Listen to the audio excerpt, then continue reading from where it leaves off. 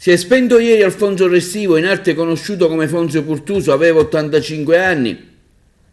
È deceduto a Caltanissetta presso l'ospedale Sant'Elia, era ricoverato da alcuni giorni.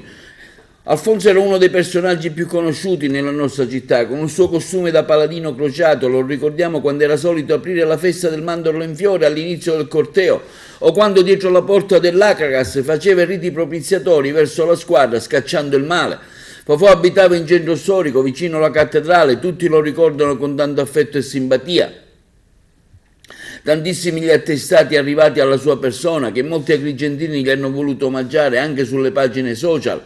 Anche noi di TVA lo ricordiamo con affetto, tantissime volte ci veniva a trovare presso i nostri studi per delle interviste o per manifestare il malessere comune sulle problematiche della città che ben conosceva. Per tale occasione ci arriva anche una nota stampa pervenutaci dal gruppo dei tamburinari Girgenti, Biagio Licata, e dedica il premio Sicilia Eccellenza ad Alfonso Restivo, in arte Fofò Purtuso. Ringraziamo vivamente, afferma Biagio Licata, il direttore artistico Marco Savatteri, il comune di Lascari, per averci onorati di questo premio così ambito e importante. Ma purtroppo per la città di Agrigento e per noi tutti è stato un giorno di gioia, ma anche di dolore, perché in corrispondenza con il ritiro del premio abbiamo appreso la triste notizia della scomparsa di Alfonso Restivo, in arte Fofò Purtuso. Noi tutti ci sentiamo in dovere di dedicarlo a lui, Fofò Purtuso, perché oltre ad essere stato un artista della nostra città, era uno di noi.